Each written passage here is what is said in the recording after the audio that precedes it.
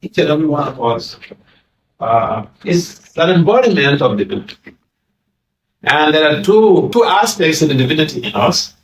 And one is the Paramatma, and the other is the Jiva.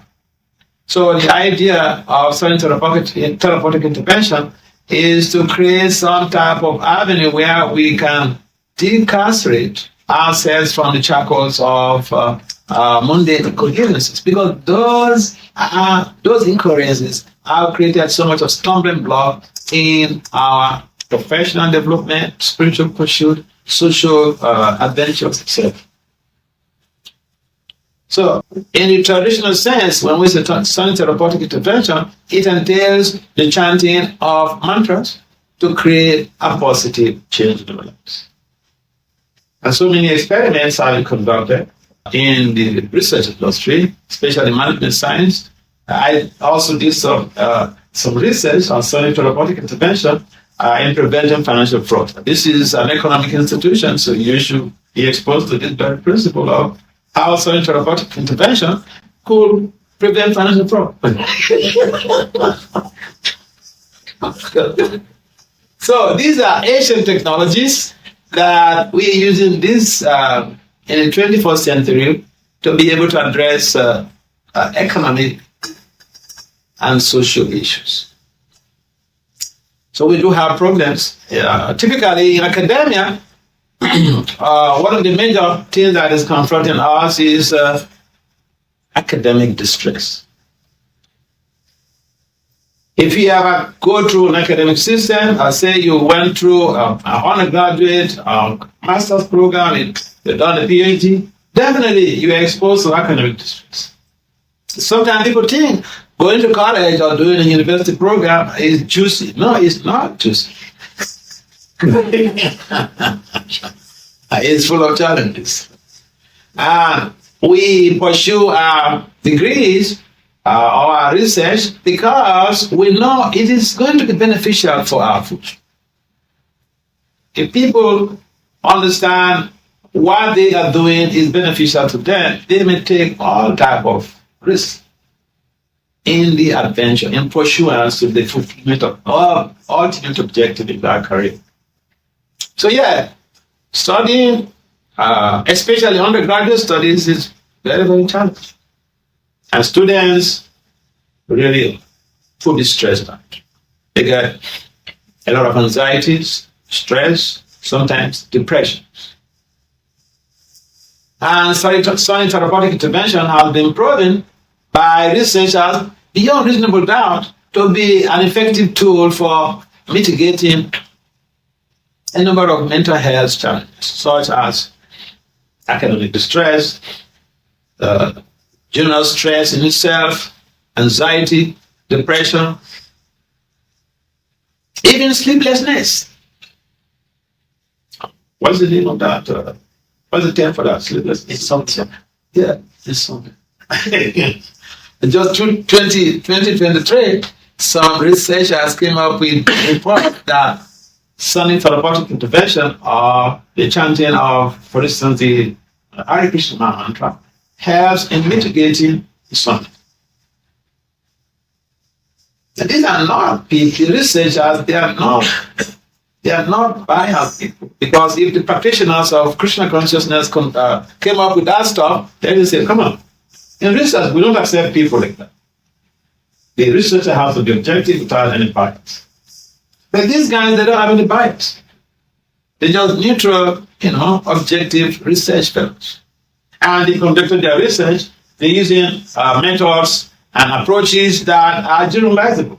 For instance, in research, we have three major methodologies in research. One is the quantitative research, second, qualitative, and then the mixed methods. You can generalize the mixed methods and the quantitative methods. Qualitative methods in general, except you do some ethnographic studies, then you come to that platform of generalization being accepted. But if it's just a single case study or whatever you call it, it cannot be generalized. But this research that we are talking about, say, for instance, some therapeutic intervention being a mitigating factor for insomnia, they are quantitative research. And therefore they generalize it. You can't say, I believe and you don't believe. No. There's nothing like belief system in science. Of course, we also use the terminology belief, but the belief has to be backed with substantiation, in other words, scientific data. And so there are so many researchers who have investigated this phenomenon. And I remember in 1990 at University of Florida, a guy did his PhD dissertation. The topic was on this same principle. And he was very straight, down to earth. The effect of chanting the Hare Krishna Maha Mantra on anxiety, stress, and depression. You could Google that up on the web. That was a PhD dissertation. So this has been accepted as a scientific standard. And therefore, we need to be able to see or figure out ways how we can utilize some of these technologies. These are ancient Vedic technology. Those of you are coming from Indian background, you have a wealth. In fact, I've been to India a number of times. In fact, when I had a disease that was like incurable, I got it treated in India. And when I came back to America, even my hepatologist, he said, "Oh, you're lucky. It's because you are a holy man." But my point is, there are so many technologies in India. They call them different names, Ayurvedic science, homeopathy, or whatever. But I tell you, even the people in India, they don't know what India constitutes. I went there. One of my mentees, she's an ophthalmologist. She took me to an Ayurvedic doctor. And I was having a stage 4 case of liver cirrhosis. The next stage is liver cancer. And very soon, I could go to kiss the feet of Yamaraj. But, here I am, with you, talking with you. That's the work of India, potency in India. I got myself treated of the whole stuff. Stage 4 of liver cirrhosis. It's gone. So these technologies, we have them in India, and these very chanting or sonic therapeutic intervention have been an age-long phenomenon in India. Now, apart from this scholar who conducted his research during his dissertation, PhD dissertation, there are many other researchers who have come up with findings regarding how sonic therapeutic intervention mitigates depressive feelings. As scholars or as students, we do encounter serious stress in our academic adventures. If you have not encountered any serious stress, you have not started your academic life. No, see, I went through the system. I'm still in the system. I know what I'm talking about. And if you're a real serious student, you need to really create a buffer zone between yourself and stress, anxiety, and depression. The way to do that is to be able to engage yourself in some definitive methodology of meditation, mantra meditation, which involves reciting of specific mantras that will help you to create a positive change internally and externally. And so a number of research fellows, they come up with their findings how these chanting of these ancient hymns helps to transform people. And when I conducted my own research in 2021, I had it presented here in London at the World Academy of Science, Engineering and Technology in London in June 28, 2021. It was a hermeneutic phenomenological research. And I had it presented. The whole content is about how, you see, the name seems like, high faculty. This is what goes on in academia. We use big names to code and big names to give tags to a particular topic. But then the content, it could be very simple stuff. In the Mahabharata, again, those of you come from India, the background of India, you heard about Mahabharata. In Mahabharata, it's mentioned, Nasa Muni has Natimatanga Bina. If your opinion is not different from other scholars, then you're not a scholar. You have to present something unique. And so what basically that I did in my research on sonic therapeutic intervention for preventing financial fraud was, hermeneutic phonological approach. I interviewed people who have been chanting the Hare Krishna mantra for years. They have been working in the finance industry. So the research question was basically hinges on how is it that you expose the money, you will steal the money, and nobody will know about it. What made you? What was the impetus for resistance to cheat? And all of those interviewees, they refer to their practice, the meditation they've been doing as insulation factor between themselves and unethical behavior. And I was not surprised because the very general theory of crime postulated by Gottfried and Hitchie, these are criminologists. The very basic principle of the general theory of crime stipulates that all crimes and anti-social behavior are due to low self-control. In other words, when people have no censorship on the dictates of their mind and their sensory modalities, they could become drunk. Oh yeah. So we have many, many small trumps in this planet.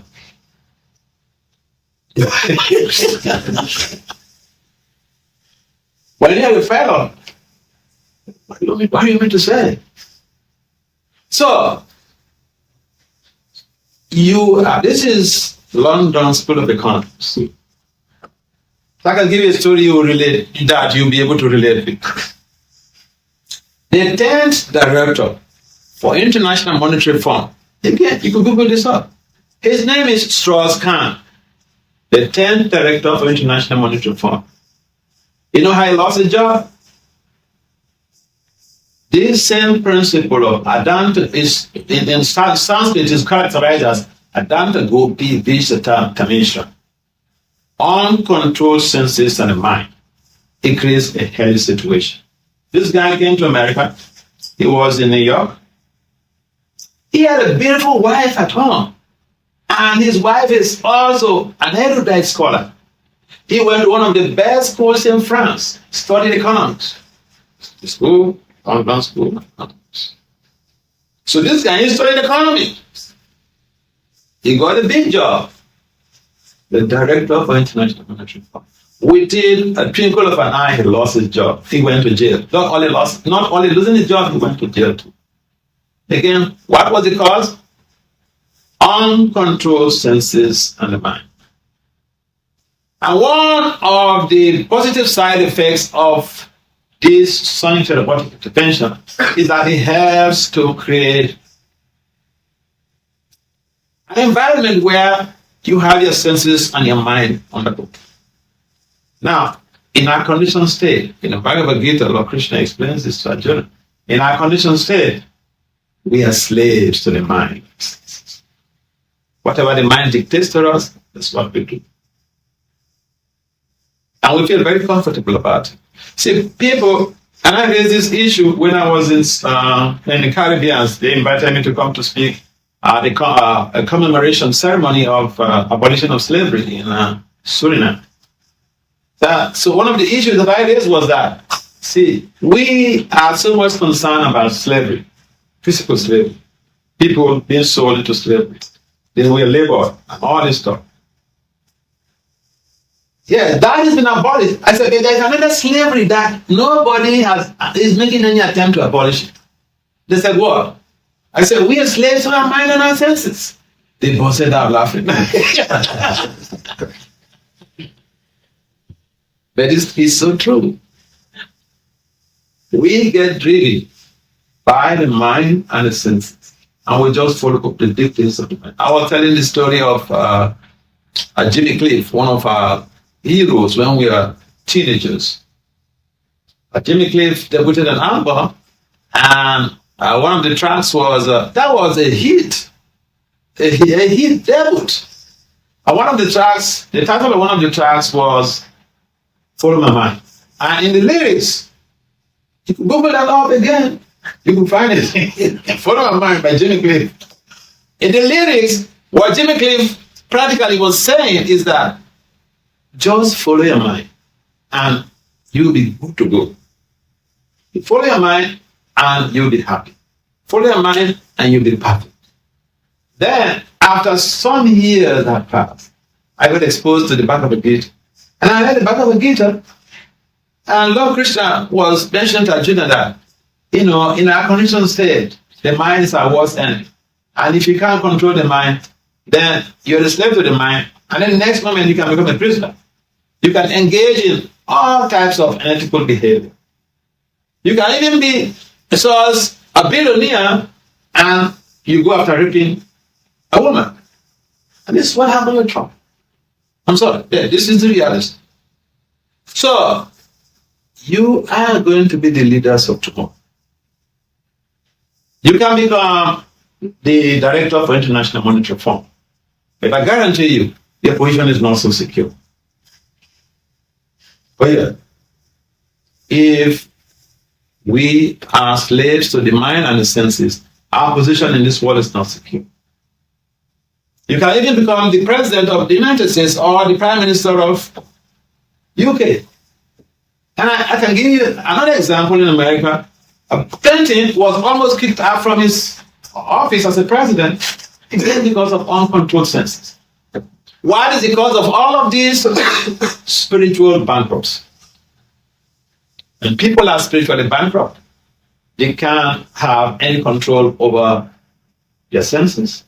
Their conscience is very good, but they don't have the willpower to resonate with higher authorities. So see, if I don't have the skills and I'm pursuing spirituality, someone could say, hey, you're a black Jew. You don't have anything to do with your life. That's why you're pursuing all this spiritual stuff. I have a PhD. And I've been doing this mantra meditation for 40 years, 4 decades. I'm not a stupid boy. There must be something really significant there, transformative, that has enticed me to stay put.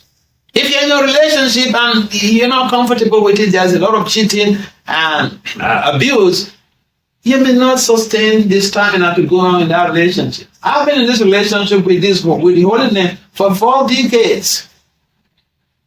It's a good relationship.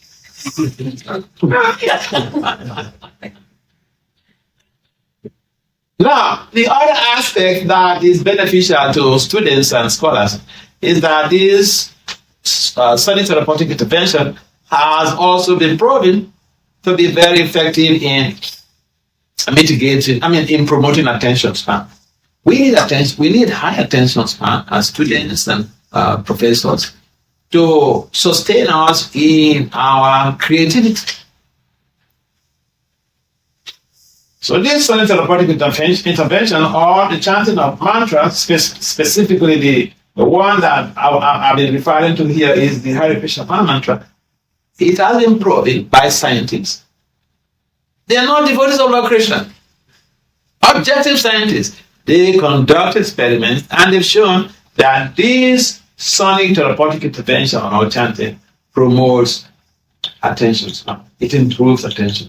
And students and professionals, we need high attention span to be able to have focus on what we're doing to create and to advance our career in all our areas of life. And so we have so many ways that this therapeutic intervention is useful in creating a positive change in our lives. And these are not religious ideologies. All the time, I'm talking about research reports. I'm not exhibiting my paratology, just repeating something from the scriptures or from some theories, that we're showing you practical ways on how helpful this very process is for our economic, spiritual, and academic development. So, do you have any comments or questions? Yes. In the Bhagavad Gita, Lord Krishna says in chapter 10 somewhere that he is the one who manifests as the senses, the mind, and everything else. Then why should we just be scared of the mind? That's a good question. Yeah, the senses and the mind, they are also from Krishna, the manifestations of Krishna energy. Now, there are different energies that Krishna has created. There is Antaranga Shakti, internal energy. There is a Bahiranga Shakti, external energy. Now, the material body, including the senses and the emotions, they are subsumed in the Bahiranga Shakti, material energy.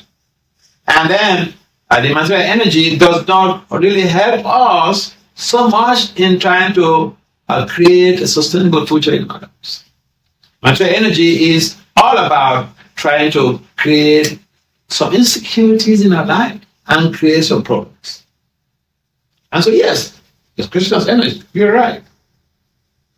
But then it's a different type of energy. We have a choice. We can take shelter of the Bahiranga Shakti, material energy, or Antaranga Shakti, the spiritual energy. The choice is completely ours. But then, the results are always going to be different. So yeah, the senses and the mind, if we surrender to the mind and the senses, because they are Krishna's energies, good for you. But, you can get into unethical behaviors and become a jailbird. If we take shelter of the Antaranga Shakti, the spiritual potency, we can elevate our consciousness. We can create a leverage in our lives and become people who are so much high profile in their professions and don't get into trouble. Because, for instance, Strauss Kahn, the 10th director for International Monetary Fund, he was having a high profile position, but he got into trouble. Why? Because of spiritual bankruptcy. He had no idea on the rationale for him not to subscribe to the dictates of the mind and sense. This is the problem. People don't plan to get into trouble. And so we have a choice. We can take advantage and do some meditation every morning before we go out, before we go for studies, before we go to work. Now we have a lot to get. Any other comment? If that's the case, then why should we do anything else other than just chanting? That's a good question. Now, according to Srila Vyasadeva, in the Upanishad, Srila Vyasadeva indicated that we should cultivate professional development and a devotional culture side by side. So the prescription is already given there. Now, we do the opposite, we get a different stuff. If we do the integration, let's be clear. How many of you have studied calculus? I studied calculus. Yeah, very good. So in calculus, the very beginning of calculus is integration. Integration is very easy, it's just it. That's okay, yeah. Integration could be difficult. Similarly, to integrate our professional development and say, devotional practices or sadhana, people give excuses it's difficult, but it's not. It's a matter of effectively managing your 24 hours. So, the reason why we have to do both instead of just sitting back and then chanting, or sitting back and then waiting for us to die and go back to Godhead. The reason why we are doing that is to help in creating a sustainable future for the whole society. So that we don't become like, we don't want to be grouped as recluse. We want to integrate with society, let society see our values, and then let them determine for themselves what they want to do with their lives.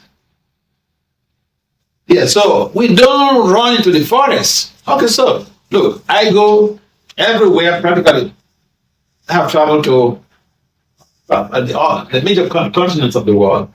And the whole idea is to be able to mingle with people, let them understand, look, life has an ultimate purpose. Yes, pursue your career, but life has an ultimate purpose. If you pursue your career and you forget the ultimate purpose, that is sad. The objective is not met, and you have to again repeat the process. I mean, it's like you fail exams, and so instead of graduating this year, there's one course that you didn't pass, and you have to wait. We don't pray for that. Okay? I'm just giving the process. Yeah, this is how life is.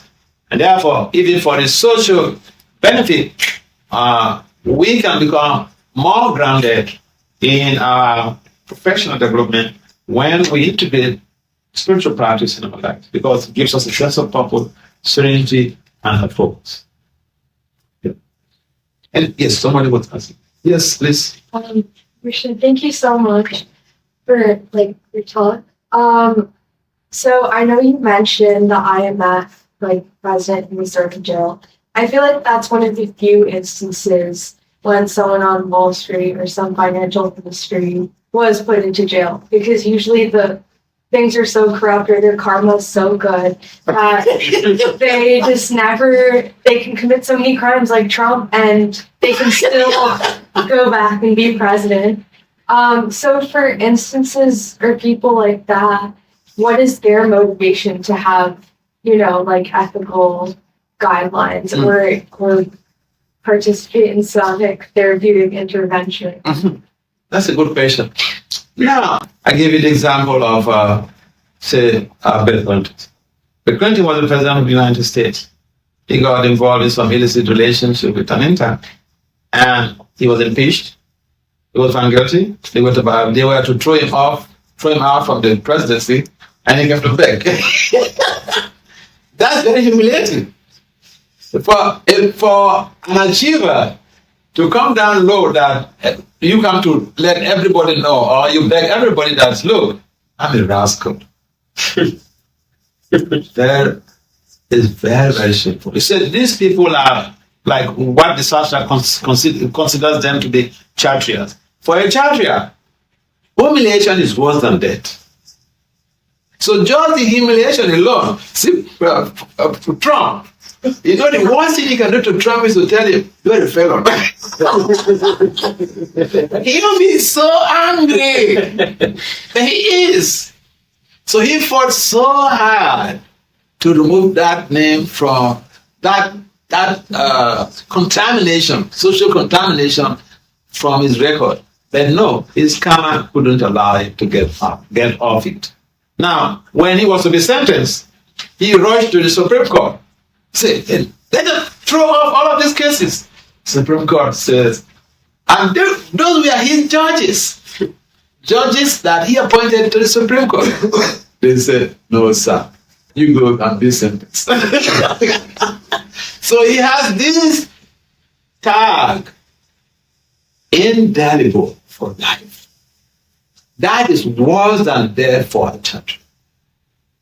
So, yes, somebody or other, he won the election, and the American now. See, I'm working on something regarding to this very scenario about one of the things that we need to understand is that the American Constitution does not preclude a felon from vying for office. So this is a gross misadventure of the writers of the Constitution. In other words, you can be, and not just Trump. See, I was reading some history in the Senate. There was this guy in Congress who went to the Senate chambers, being a senator, unconscious. So our Congress, they came together and sent him away. You know what happened? In the next election, his constituency, they voted him again into power. Go there. We like what you did. This time around, kill somebody. Don't just beat them to unconsciousness. This is the law. The law has its frailties. And therefore, something is very open. I mean, when Trump was vying for the presidency, there was so much of speculation. People didn't read the Constitution, okay? And they were speculating all back forward. But the American Constitution does not preclude a felon from running or vying for office. This is the problem. So yeah, but then the humiliation, the bad name, the shame that he has, and the whole family and his, and his cohorts, for a churcher, is worse than that. Despite the fact that they didn't go to jail, it's worse than that. So yeah, there's some reaction that is bearing there. Yep. Yeah. Any the last comment? Is it just the Hare Krishna Maha Mantra that can increase attention span, or it could be any other mantra? There are a number of other mantras, the Vedic mantras that have, they conducted some researches also on Om mantra and all this stuff. Yeah, especially Vedic mantras. Or it could be simply just calling the holy name, Krishna, Rama. Yeah, anyone who simply invests their energies in romancing with the holy name, they get a lot of benefit. Yeah. But then the difference is that the people, like, we resort to chanting the Hare Krishna mantra, but for a number of reasons. First reason is that you don't only get these positive side effects. If you become a Paramahamsa, for instance, you become liberated, 21 generations in your family before you and after you. That means 42 generations they become liberated. You tell me, if you become the Prime Minister of UK, you become the President of the United States. When you die, it's just a friction, fighting that is going to take place in the family. No one is going to be liberated. People will fight for money and kill each other. So that is the beauty. Yeah. What the mantras, they do amazing things too. But then the reason why we invest our time in chanting this mantra are some of these untold and wonderful implications of the chant in the long run. Yes. If we want to integrate it into our daily routine, how long should we chant for in the morning? One of the things that we need to do is to get the reinforcement in the morning. And it means that, there is this myth in education, in college or university, that we stay on reading till 2 o'clock or 3 o'clock, and then go to sleep. And then we wake up maybe, what time? 11? So let's get this one clear. Now, according to scientific research report, the best hours for bodily rejuvenation is between 10 and 12 in the night. And the best hours for creativity is between 4 and 6:30. So even in academic work, anything you do between the hours of 4 and 4:30, you get more insights and benefits. If you want to do your sadhana, that period is also we call it Brahma Muhurta, so it's recommended. And we regulate our lives in terms of going to bed in time to be able to wake at that time. A human being, in most cases, we need like 6 hours to sleep. And I know most students in graduate schools, they sleep for 4 hours, 4.5 hours, 5 hours. They're very austere. It's a matter of regulating yourself, and you can incorporate this in your system, and you're good to go. So yes, early in the morning is the best hour. But Again, let's be clear. There is no hard and fast rules. You can chant anytime. You can chant even in the toilet. But the best period to chant is during the morning hours when the moment of goodness is predominant. I need to start with something, whether it's 1 round, whether it's 2 rounds. I have been chanting. See, when I first met the Hare Krishna, I was a young man. I was working for the Department of Justice. And I would chant 16 rounds of mala before going to work. And when I come back from work, I chant another 16 rounds of mala and I go to bed.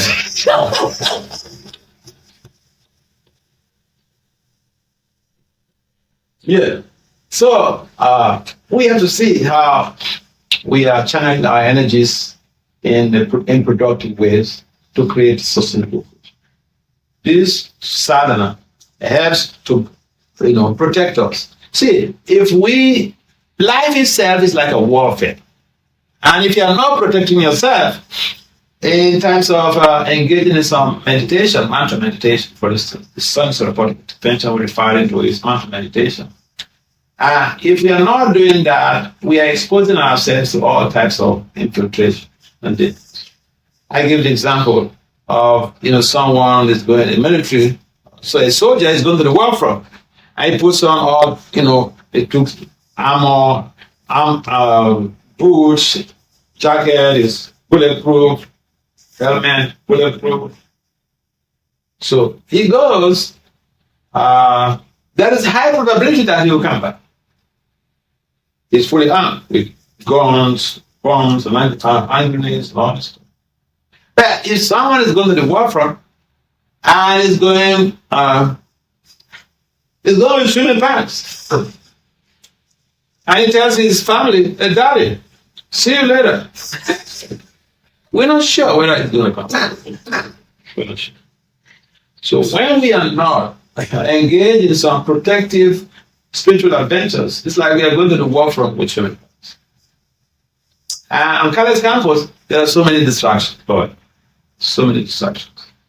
Free sex, free drugs, free everything. But nothing is free. You pay a price for it later. Okay? Yes, any other last comment or question?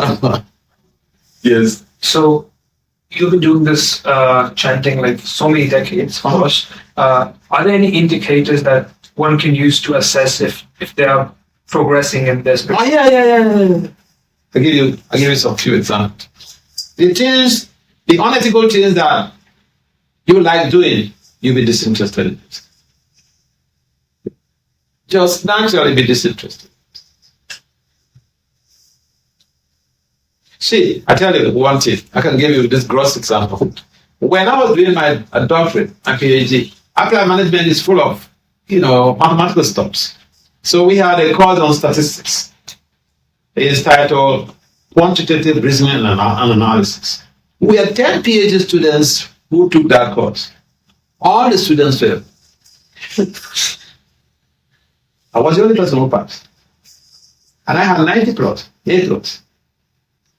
So the professor is a white guy. He came to me and said, "You black dude."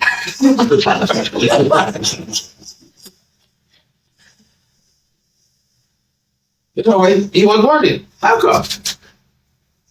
And I attributed to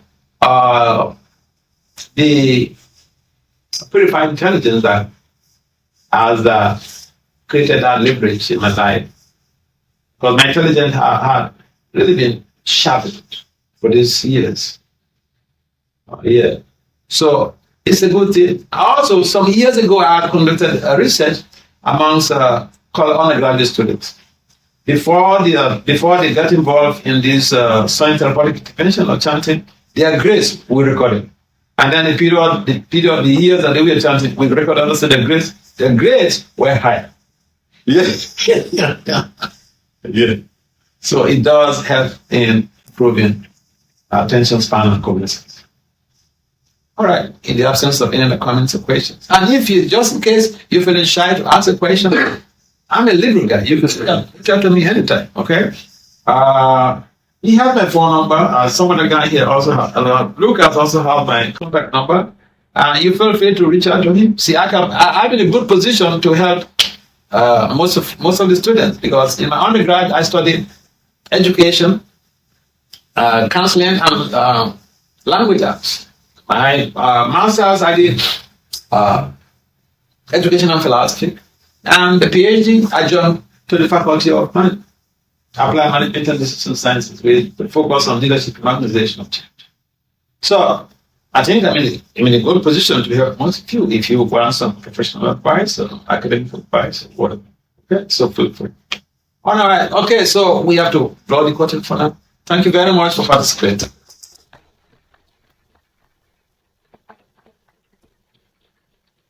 Thank you so much, Raj. Bhakti Vasudeva Swami is very busy. He's got a really busy schedule, travels all across the world. So we're really grateful for him being here this evening and shedding light on sonic therapeutic intervention and the merits and power of it. But now we'll practice it. So Lucas is going to lead us a beautiful kirtan mantra meditation. So congregational chanting and the harmonium is just at the back and the mridanga, in case you're playing on it. Soul of never done wrong. So yeah, we'll now practice sonic therapeutic intervention and really see the power of it for ourselves. So yeah, we'll do that for about 15 minutes or so, and then we'll have some prasad.